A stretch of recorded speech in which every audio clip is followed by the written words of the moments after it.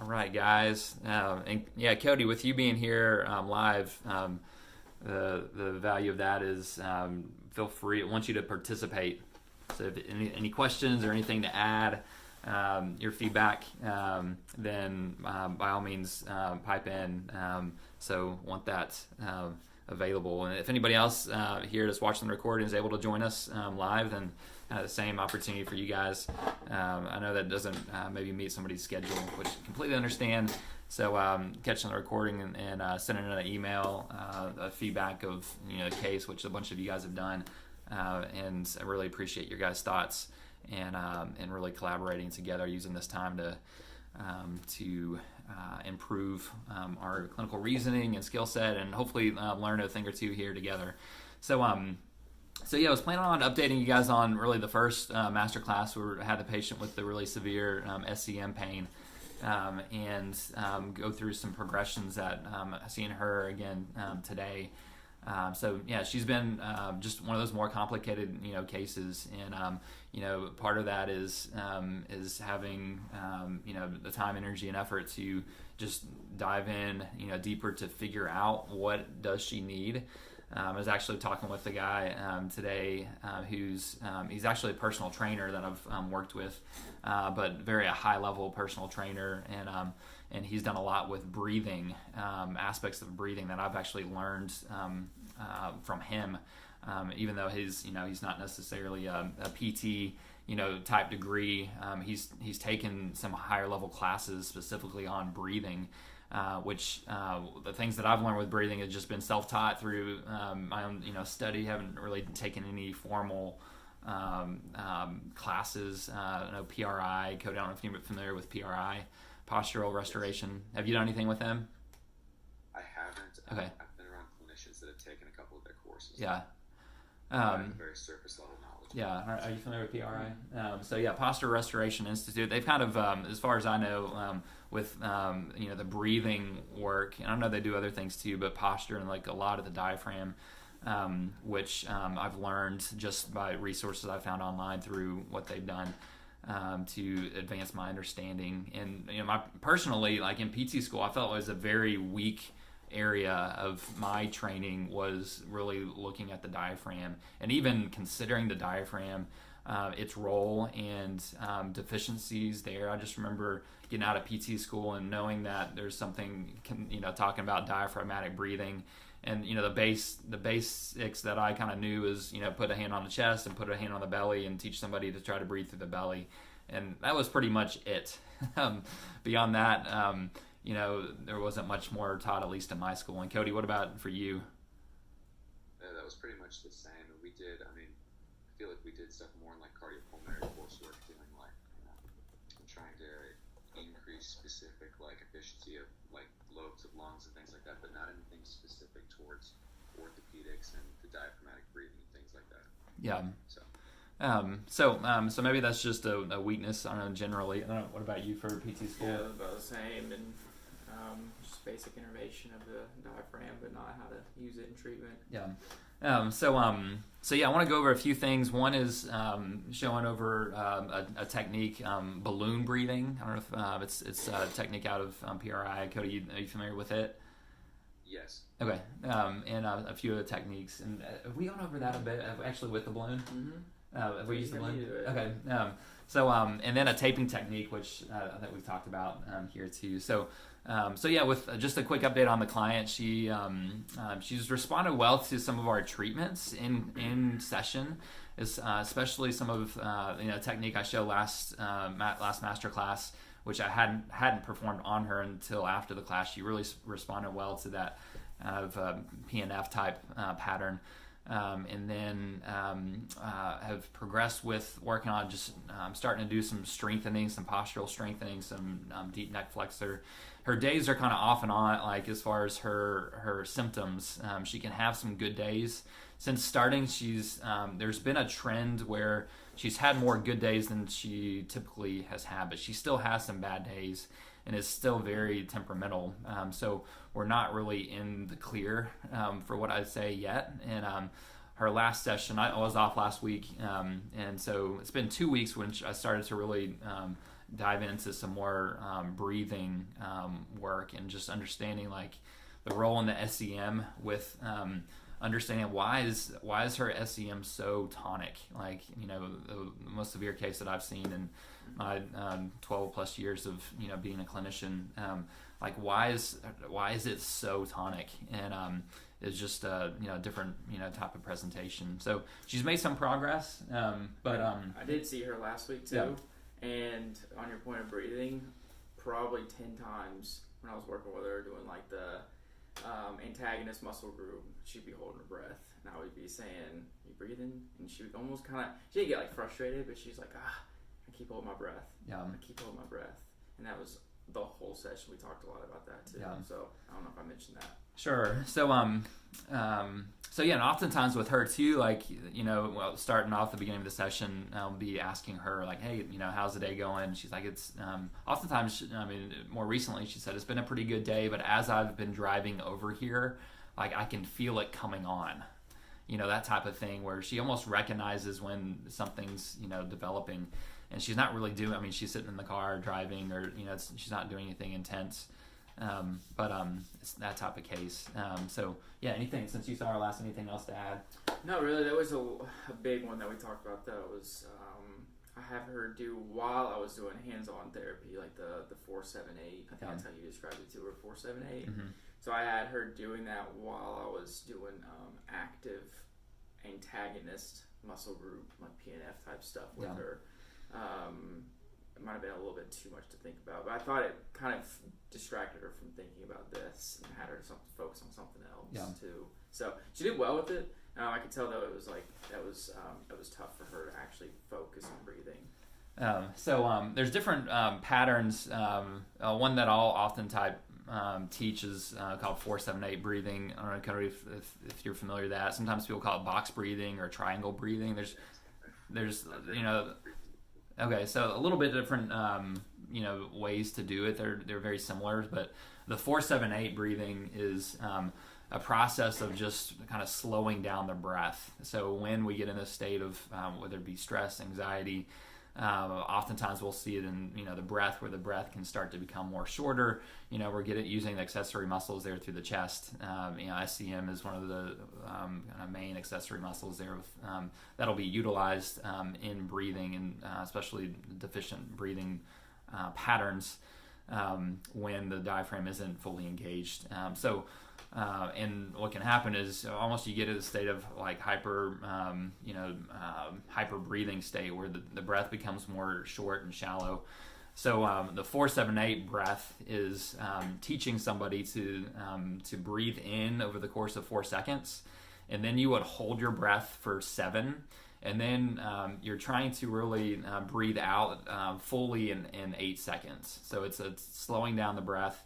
And you're on that exhalation, you're trying to almost imagine you're breathing through a straw. So you're using kind of the lower rib cage to kind of force that air out, but you want to get all the air out in 8 seconds. So if I'm demonstrating, usually I'll have somebody doing it laying down, but if I'm demonstrating here sitting, so it would be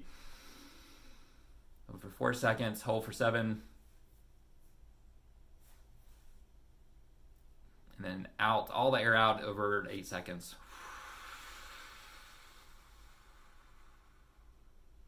And what I'm telling somebody to focus on is really feeling kind of that lower rib cage on that exhalation of almost just trying to utilize that area to get all that air out of the diaphragm, using the diaphragm to fully push that air out, and you're feeling the rib cage come back in together over that course of that forced exhalation over 8 seconds. So we went over that with her, introduced her to that 2 weeks ago. And then plan on teaching her a few other kind of techniques with that too. But somebody mentioned, Cody, it might have been you. Did you mention doing the diaphragm release? It might have been somebody else. I did not, but that was one thing that I did think of, but I didn't bring up. Yeah, doing a diaphragm release for. Yeah, so let's. So I want to demonstrate. You want to demonstrate that technique on me? Yeah. And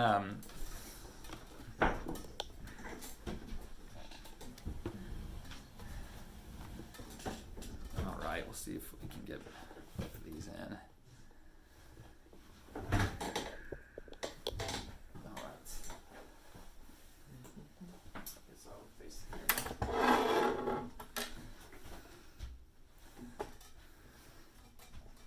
Cody, if you do it, if you're familiar with this or doing it any differently, feel free to pipe in. Put this on your legs? Yeah. Okay. Cool.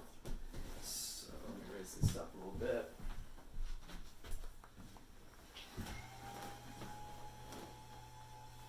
And I'll send you guys over an article. I'll email it out. It's called The Value of Balloon Breathing. And it goes over the technique, not this technique, but another technique we'll show step by step. I'll usually send the one page to the patients. I think it's page number 7 because I've used it a lot. But I'll send it out where you guys can read through that, and it goes into a lot of the detail about breathing, balloon breathing.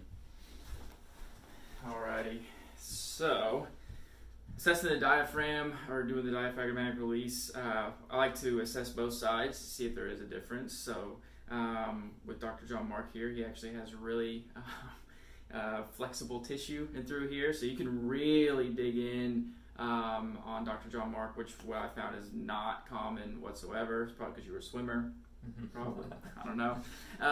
So essentially what you would do, start off nice and soft because it can be a very sensitive area. And so as I'm just barely even pushing, this is already more than what I can get in for most people.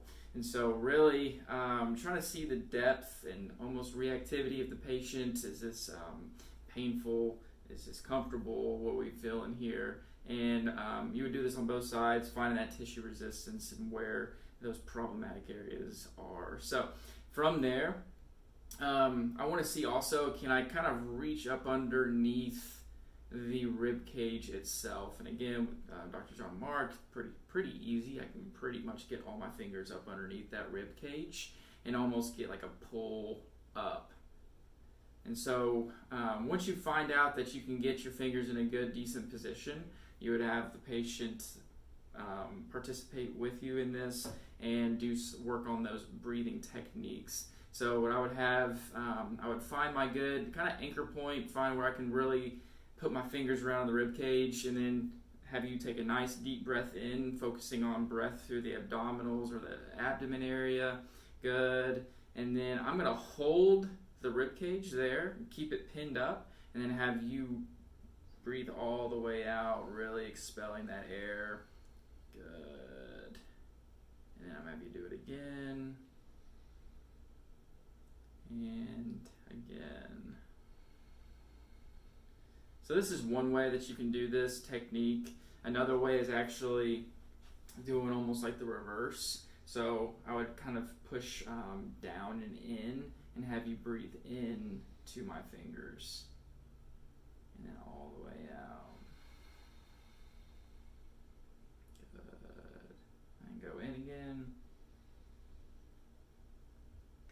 And out. And just sinking in after each breath. Just seeing if you can get a little bit more distance after they take that full breath in and full breath out.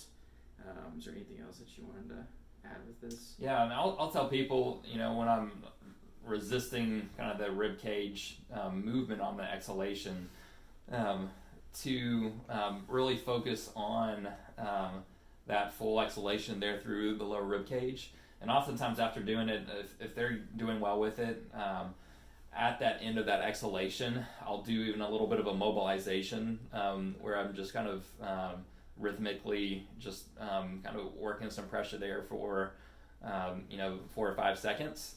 If they feel comfortable of kind of holding that exhalation pause, kind of like that 4, 7, 8 breath, you're slowing it down, they're holding it, and you're doing a little bit of a rib mobilization there towards the end of the technique if they're doing well with that. The challenge that I found with some people is if they're really tight here, sometimes their abdominal pressure will kind of push your hands out from underneath the ribs. And so you kind of have to, as they're you're having to train them not to brace. A lot of people want to do this abdominal brace, and we don't want to do so much of a brace as we want to try to keep the belly semi-relaxed, but finding that movement there through the ribs without doing so much of just a brace, because a brace will just kind of push your hands out from the proximity of the diaphragm is one issue that I've found with the technique. If they're having trouble with that, sometimes what I'll find is as they start the exhalation, I can't quite get underneath the rib, but as they're exhaling, I'm able to kind of sink in over the course of the exhalation to hold back that rib cage just a bit. So, yeah, Cody, any thoughts or comments on that?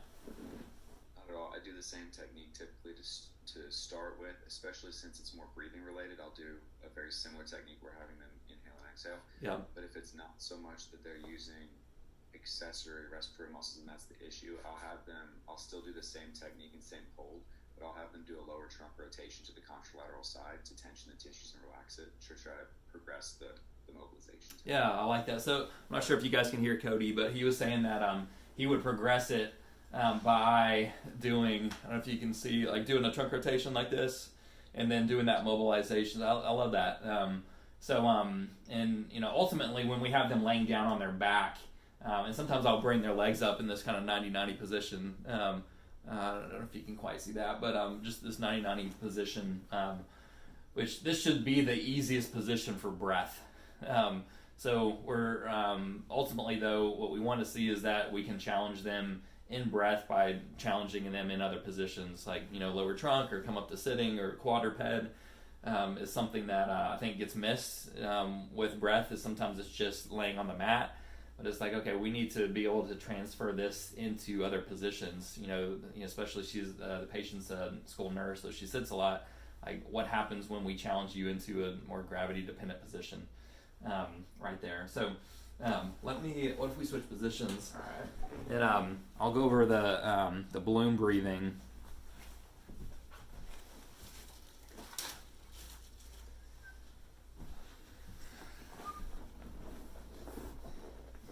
Here, let's do this.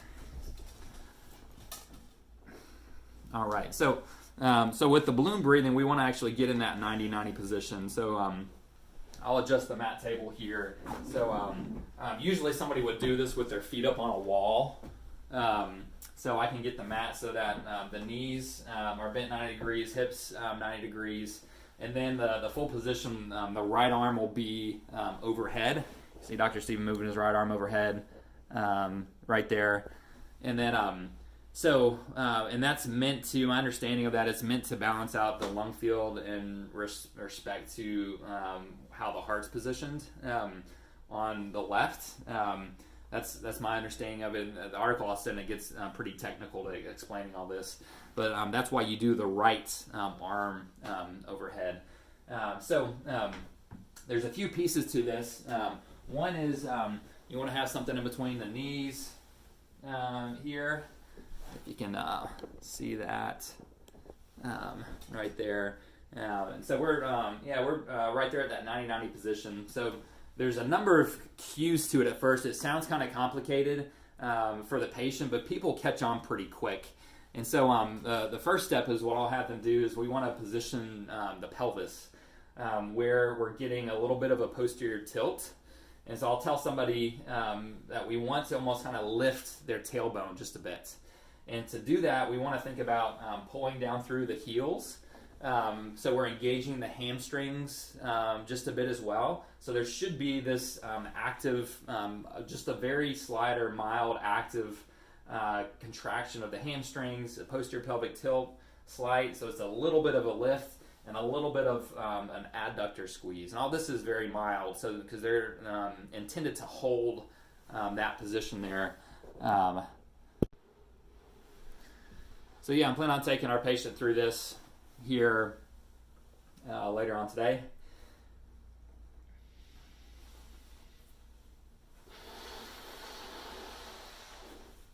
Cody, what's because you've seen this done before? Any different from what you've seen?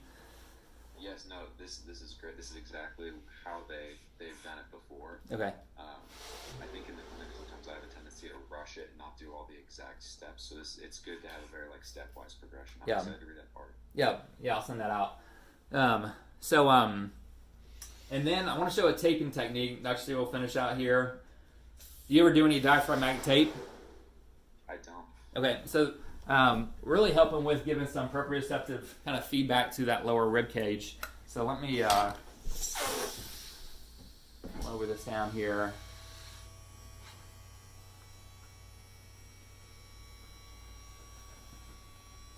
And so I'll use like a dynamic KT tape, dynamic tape, one with a little bit of elasticity to it. Take my shirt off. Yeah, sure. Work. I need to step around this way. So it'll be a pretty long piece of tape, and I'm not going to put it on him, but I'll show you how we do it. So I'll first measure.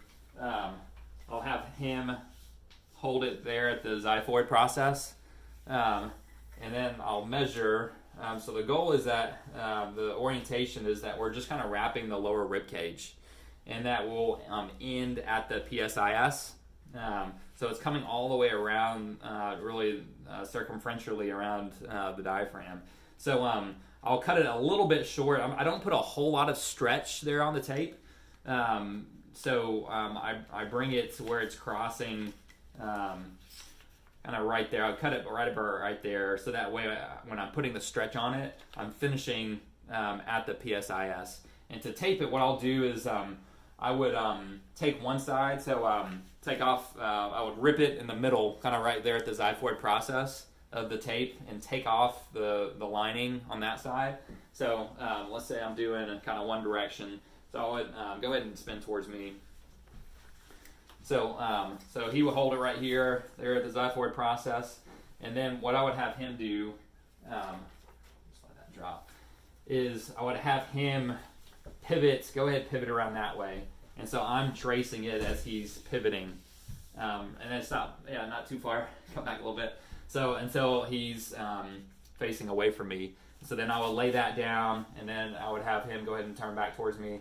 So that's taped there, I just kind of fall off. And then I would come back this way, remove the lining on this side, and then have him pivot away, and then stop right there. So it's helpful to have that kind of pivot part where I'm not having to pivot around him, and I can just make sure that I'm getting that orientation of the tape.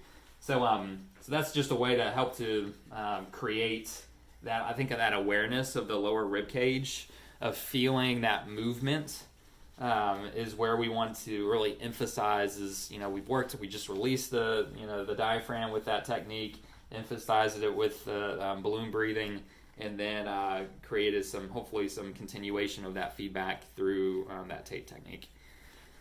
So, Cody, any other thoughts or things to add?